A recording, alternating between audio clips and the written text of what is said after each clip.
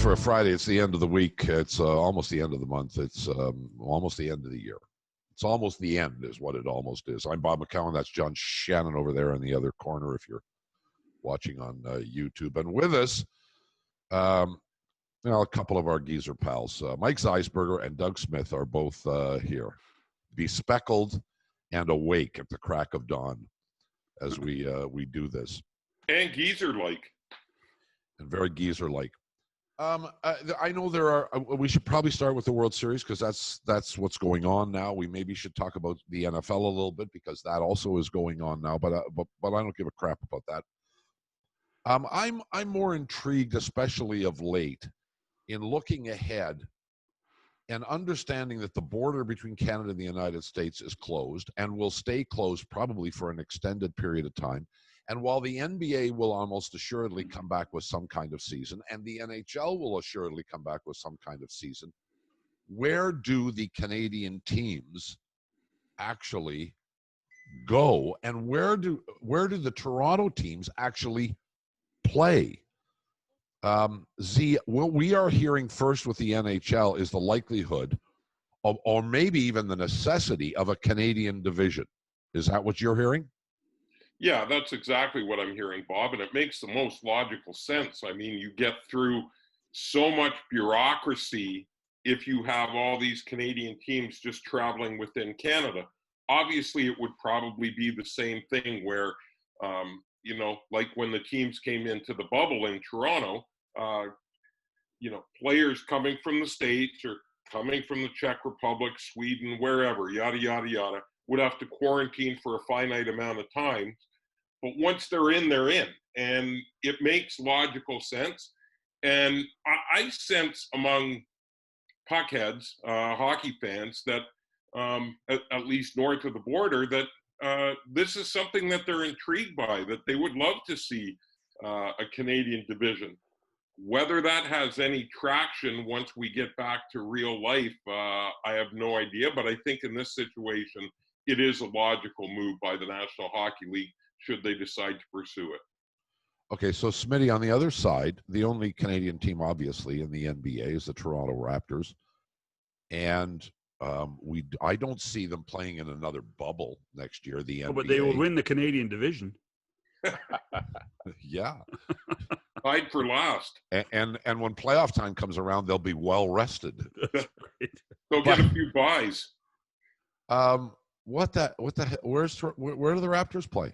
I think the Raptors are going to play in Toronto. I don't think there'll be people in the building, but I do think the NBA will come up with some kind of rapid testing plan that, they've helped develop one with Yale. And as you remember, the province of Ontario and the city of Toronto both okayed the Blue Jays playing in Toronto. Mm-hmm. It was the federal government that said, yeah. Wait a second. I think the NBA can go to Ottawa and say, here's our plan. It is exponentially better than baseball's was 6 months ago.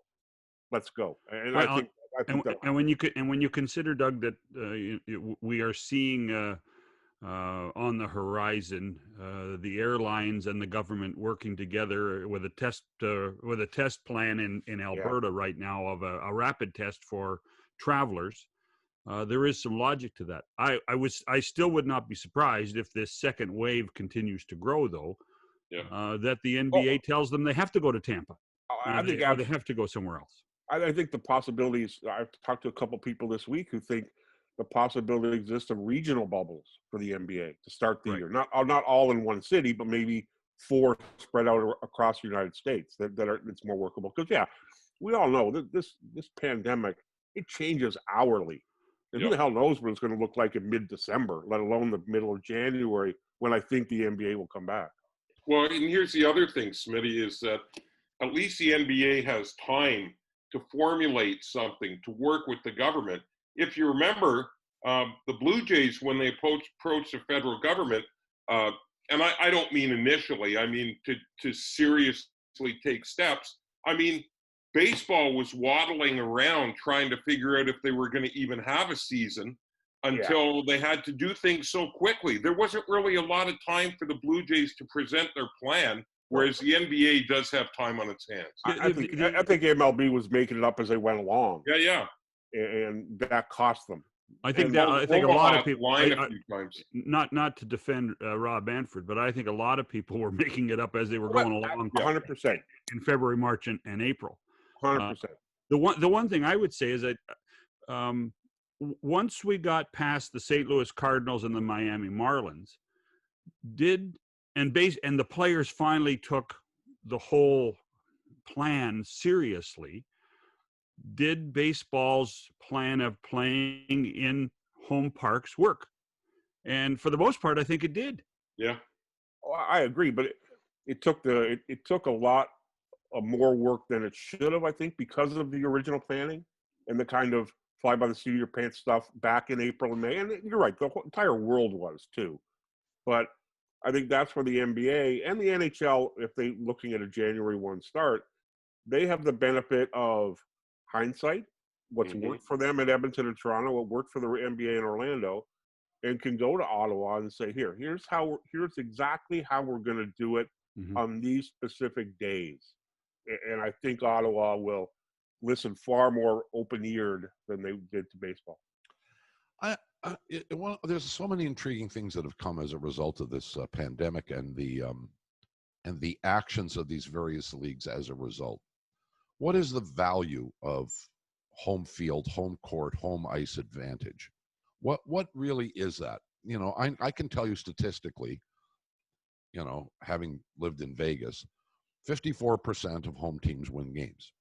And it varies a little bit from year to year, obviously. But, I mean, if you go over a long period of time, doesn't matter what sport, the home team is going to win 54% of the time at the end of the season, give or take a few percentage points. Could be 52, could be 56. But now we are in a situation where what did the lack of or home court advantage, of which there was none in the NBA, what did that actually mean, Doug? I don't think it meant anything. But I will say this, and John can maybe speak to it, knowing it from that side. I think the benefit of being in arenas is signage and sponsorship. Sure. And the stuff that people see on television, where you can satisfy your sponsors by saying, our rink board advertising is being seen by these people. And our courtside advertising is being seen by viewers.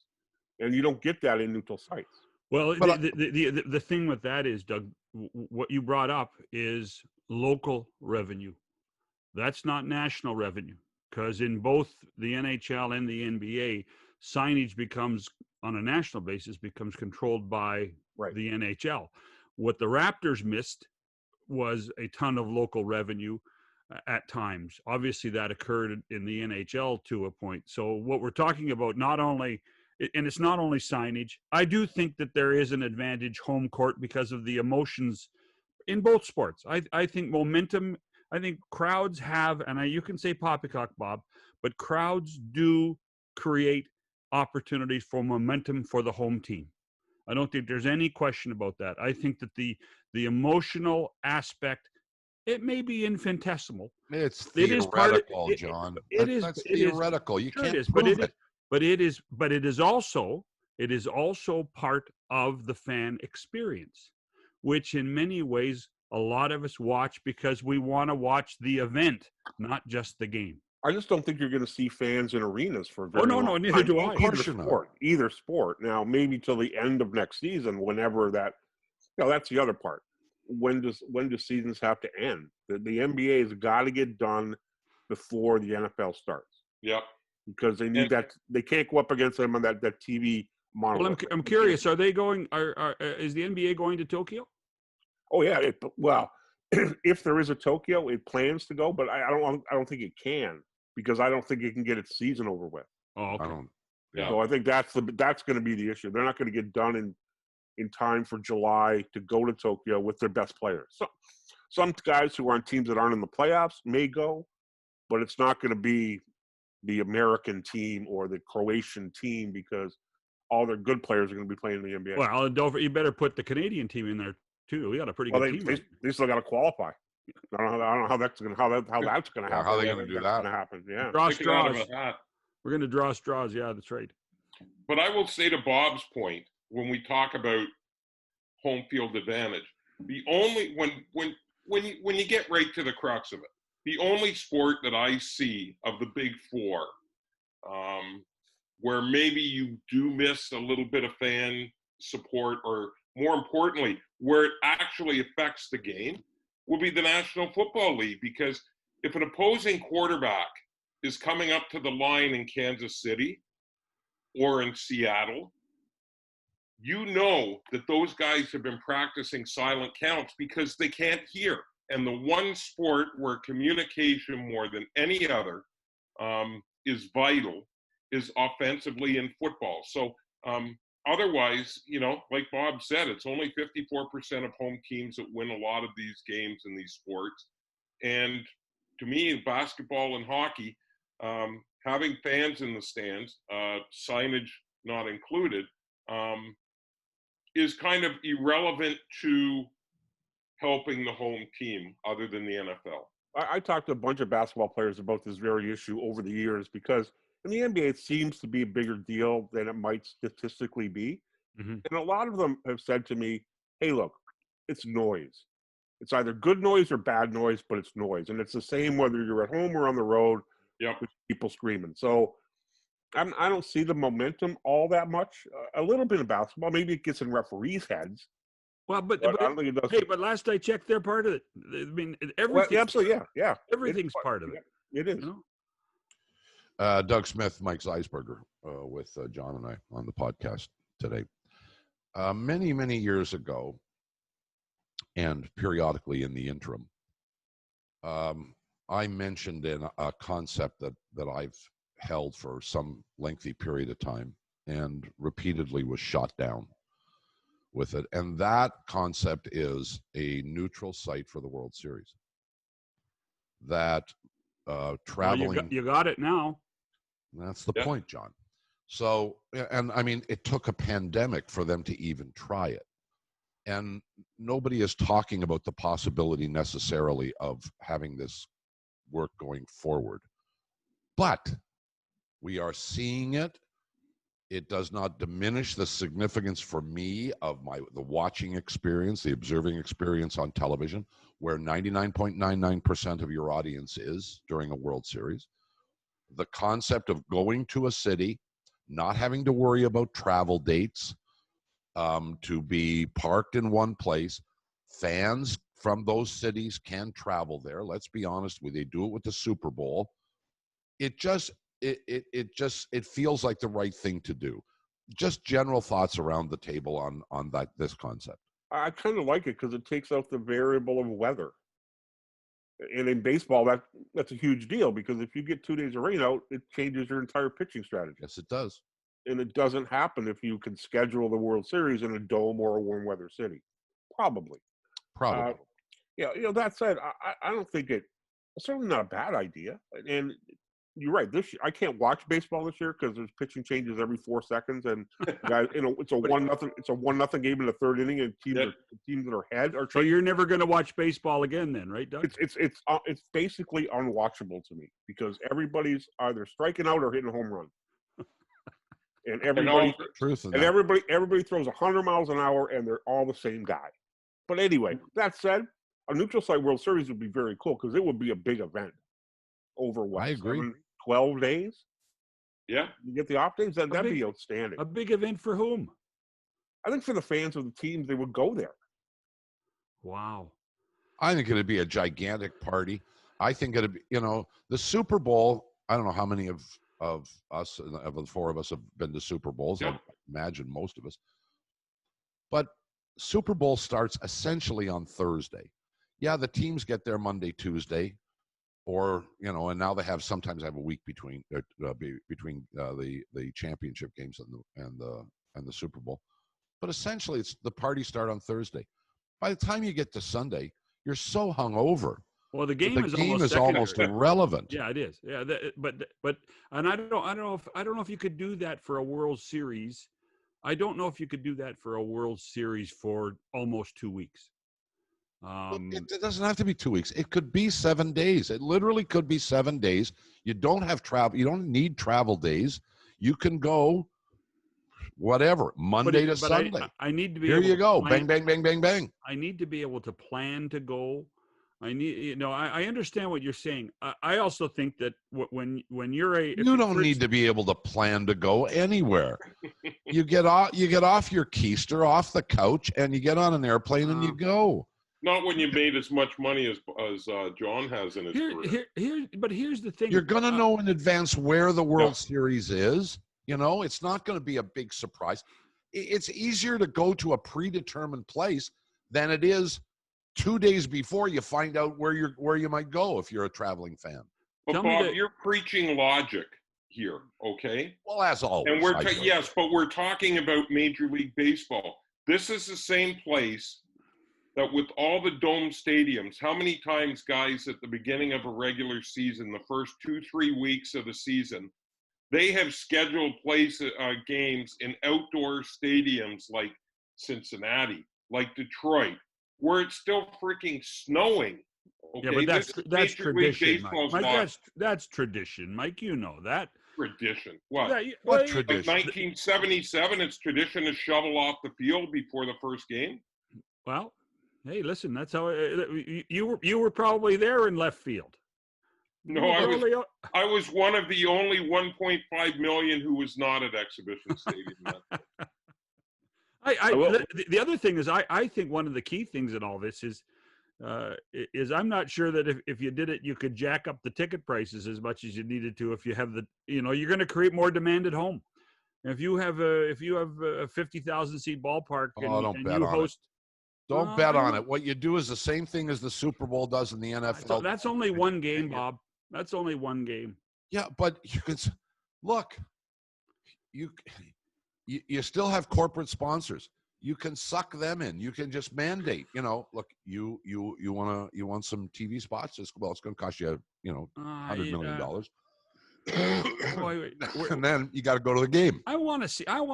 Buy your tickets for the games. I mean, if the Cincinnati Reds ever get to the World Series again, I want to see Cincinnati fans. I want to see 50,000 Cincinnati fans. Fan's a fan. A stadium's a stadium. No There's way. No romance in that. You're reading novels here. Come on. It doesn't matter. And everyone knows it except you. I know. Listen, you didn't like seeing the World Series at Wrigley, Bob? I'm sorry, say again. You didn't like seeing the World Series at Wrigley? It was magic. I couldn't care less. They could have, if they played it in Texas, so what? Would there have been Cub fans there? You don't think Cub fans, after 100 and whatever number of years, would have taken the drive down to Arlington to watch that series? No, but they didn't go to their asses off. At all other times during the week. It would arguably been better. I would have liked to have been in the hotel where the Cub fans were staying in Arlington, if that was the site that year, because that would have been the party of forever for a week. Yeah. Smitty, you wanted to jump in. It probably is logistically easier for the league and its most important partners, the broadcasters, because you don't have to pick up and move every third or fourth day. And that when the league, we're going to go through a period here, I think, of 4 or 5 years where the money's not there anymore because we're still going to be digging out from 2 seasons of pandemic. And maybe leagues need to think about the way to cut costs. And one of it would be with baseball, playing one city instead of shipping everybody from Tampa to Los Angeles. I can assure you all 3 leagues, because the NFL doesn't need to talk to anybody. The other 3, the other 3 leagues are talking about a ton of things like how do we save money rather than having a home broadcast, a road broadcast, and a national broadcast, and rather than having $500,000 to $600,000 sitting there every night, why don't we do it for $150,000 and share the cost and cut down on all of that extra stuff? And really, that's exactly what happened at the bubbles. And I think I was just going to say, I presume the NHL and NBA have learned valuable money-saving lessons because very much so. And technology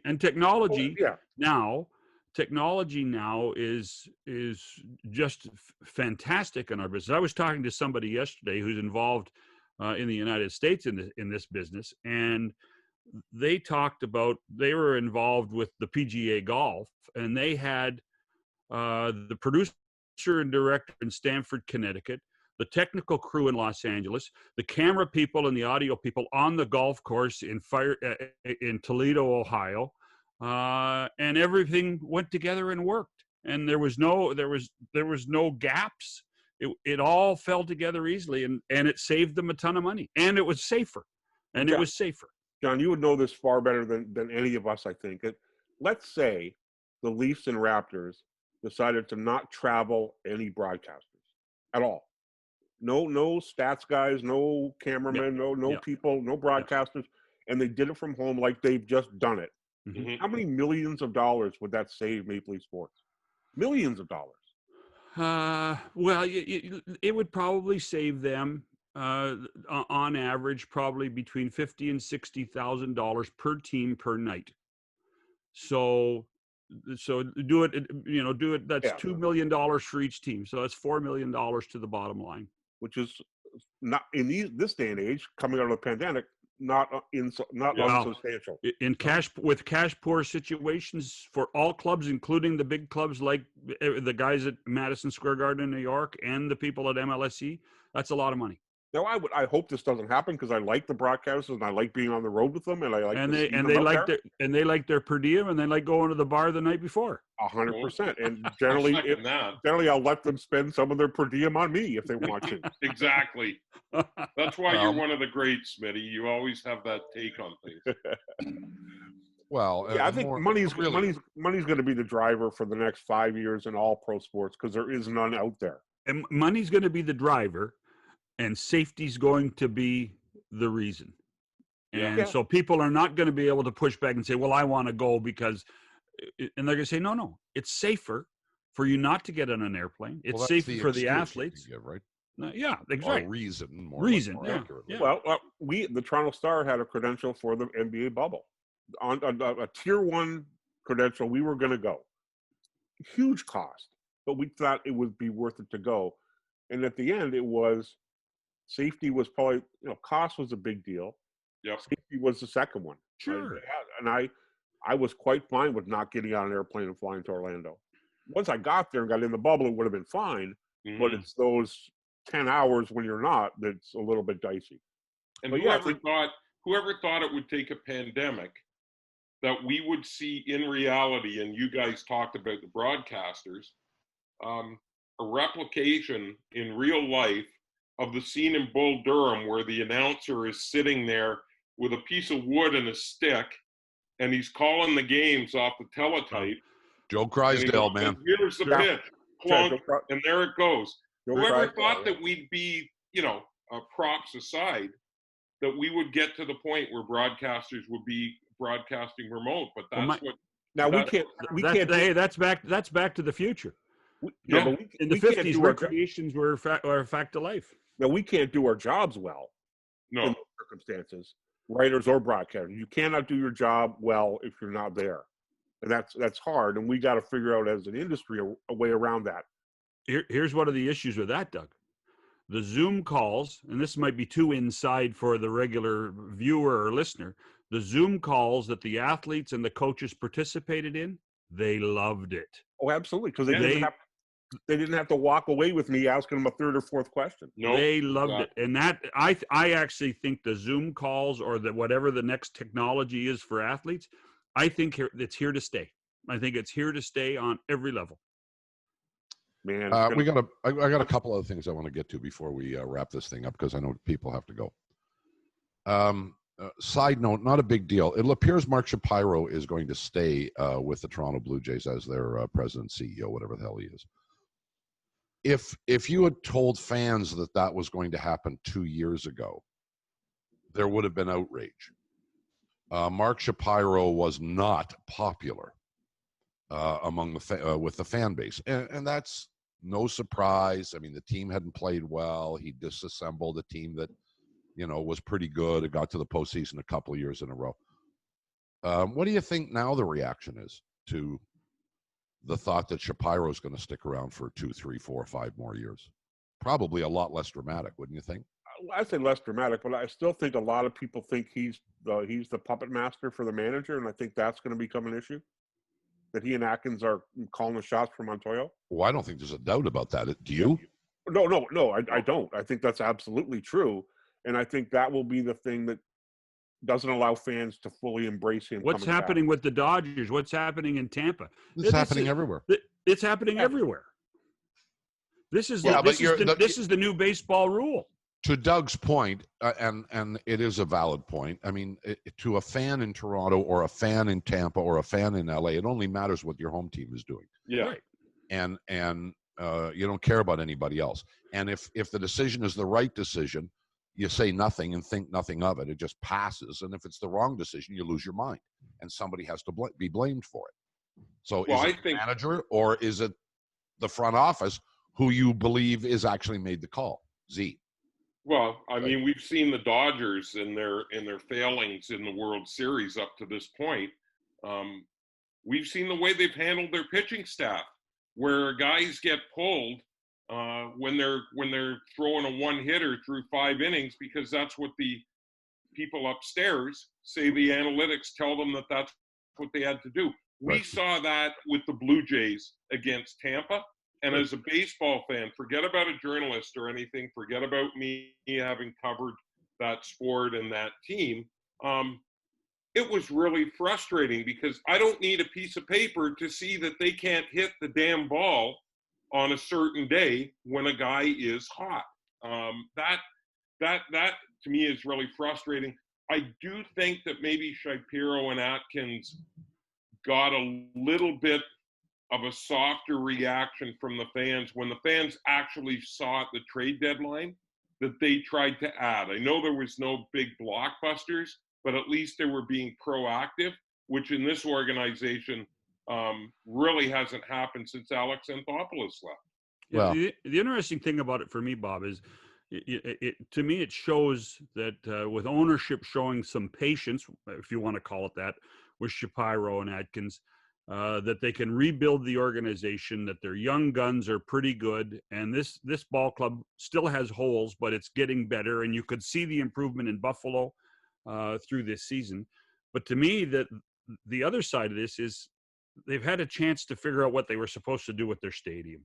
Yeah. And they haven't done it yet. And how many times have we talked about it over the last 3 or 4 years is, Mark, what are you going to do about the stadium? How are you going to fix the stadium? When people come back, because eventually people will come back. Mm-hmm. Eventually. Yeah. That place has to be a much more livable, watchable stadium than it is right now. Here's the other thing that I have an issue with the Blue Jays, is that the way they're managing the roster and the decisions on the field, how much of that is done to save money? Because now if you have openers and you have stabs of 21, 22-year-old kids, you never have to pay them because you keep rolling them over. Mm-hmm. You don't have to go get a free agent. You need to get 4 guys who can give you 2 innings. And you don't pay them the same as you pay a front of the line starter. So the economic issue of this change in baseball is, I think, been underexplored, maybe because it's so relatively new. But that's a thing that sort of sticks in my craw. And if I'm a player, it really sticks in my craw, because I'm not going to get paid because it's a different game. Well, Billy Bean on line 2 might. That's just got $350 million. I mean, I don't think he's complaining about analytics. So, no, but I get your point. Yeah. I think it's an offshoot, though, Doug. I think I don't think they sat down and said, how can we screw these players out of money? Well, if we don't play them all the time, so let's do this analytics and say you have to sit on this day because this sheet says blah blah. I don't think they did that. I don't think. But that's people aren't that smart. That's the antiseptic. That's the antiseptic aspect of the combination of trying to win, trying to be reasonable with your baseball budget, and overusing analytics. So you combine those 3 things, you create a sterile situation. You don't put it in the hands or the brain of the manager or his staff to make a decision. That meeting was decided at 2:00 in the afternoon that after the 4th inning, this guy's going out and the next guy's going to pitch you 10 pitches and then he's leaving. I mean, and it's one of the reasons I think that the interest overall in baseball is dropping. because it's too mathematical, it's too scientific, and it's not emotional enough. You can't script baseball, and they're trying to script baseball. You can't script sports, and that's what baseball teams are trying to do. And I don't disagree with that. I think every sport's trying to do that. I mean, I agree with you 100%, but I don't think it's limited to just baseball. I think we're seeing that in a ton of sports, and I think actually it turns off a lot more fans that it really kind of gets hyped up. Well, I tell you, it's absolutely lost me as a major baseball fan. I'll watch games, but I can't handle the way they ruined the game with the analytics and the scripting of it. I get that analytics and advanced metrics are important in decisions, but they're making them the thing instead of a thing, and that bothers me a lot.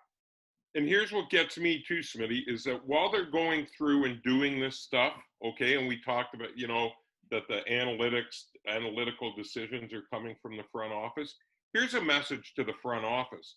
While you're doing some of this stuff, why not teach your team how to catch a ball, how to throw a ball? And my biggest pet peeve, and I want to ask all three of you, have you ever seen, and we've all watched a lot of baseball, a worse base running team than this Blue Jays team? Because I certainly haven't. And I think you'd be cut from Little League if you made some of the decisions you make out in the base paths. They look like a handful of Kenny Williamses running around the bases. Remember him going back and forth, back and forth? I remember him, Doctor. They run the bases like they're drunk.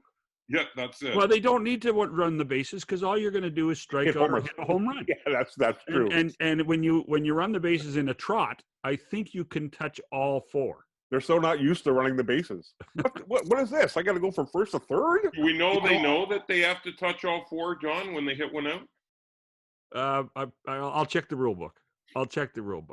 I'm not here to defend the players, but let us simply recall that this was a 60-game schedule. Yeah. A schedule essentially without a real training camp. And you have a bunch of young players, although the dumbest base runner probably certainly isn't their youngest player.